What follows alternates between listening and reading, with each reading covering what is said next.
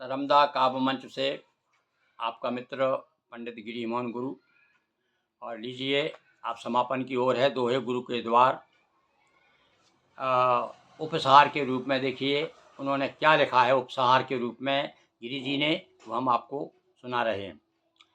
गोस्वामी द्विजकुल सुभग गिरी मोहन गुरु नाम, जिला होशंगाबाद में जन्म गणेरा ग्राम।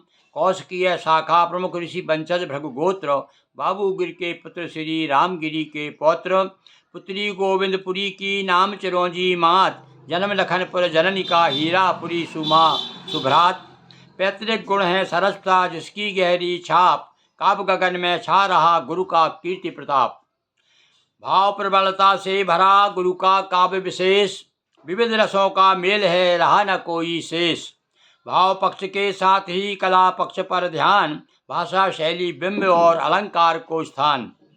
कामराज यूनिवर्सिटी मदुरई की विख्यात, गुरु केंद्रित एमफिल हुआ मिली नई सौगात। शोध भारती मिश्र का मुख्य रहा वाधार, और मान रहा है विजयगिरी बार बार आभार। फिर से सुनिए इसे।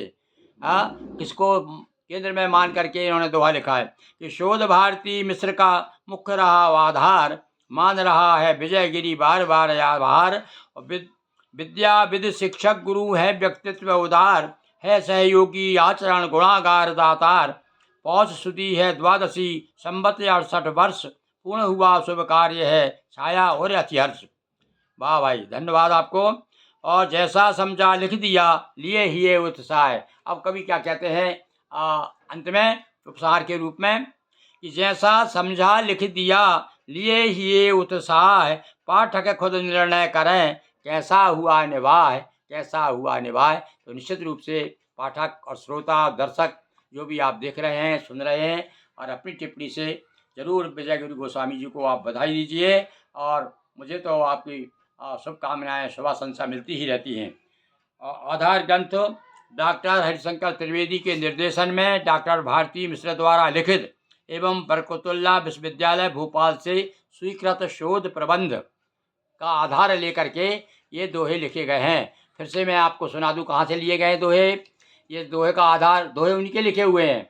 उन्होंने ग्रंथ को सामने रख करके और मेरा जीवन एक चित्र खींचा है, दोहा चित्र कह सकते हैं इसे आप।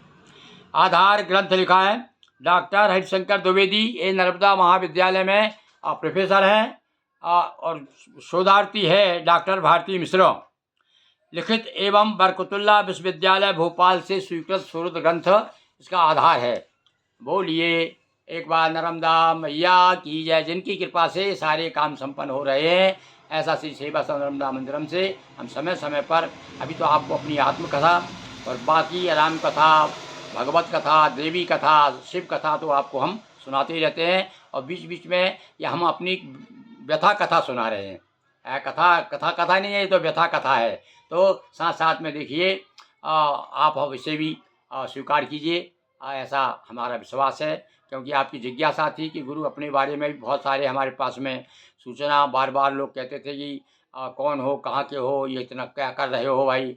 तो मैं इसलिए हमने सोचा चलो ये जो भी लोगों ने, विद्वानों ने, अब हम क्या हैं, तो आप वो मूल्यांकन करिए और आप बेधड़क लिखिए। आप यदि जैसा भी मुझे आप महसूस रहे हैं आप लिखेंगे तो मैं बराबर ये उसको जो है प्रसार कर दूंगा, जन जन तक पहुंचा दूंगा।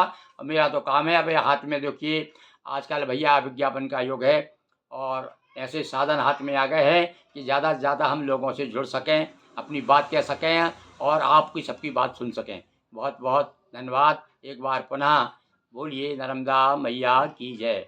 नर्मदापुरम सुविख्यातम रेवाया दक्षिणे तटे, सेवाश्रमे सुराजता देवी नर्मदायै नमो नमः।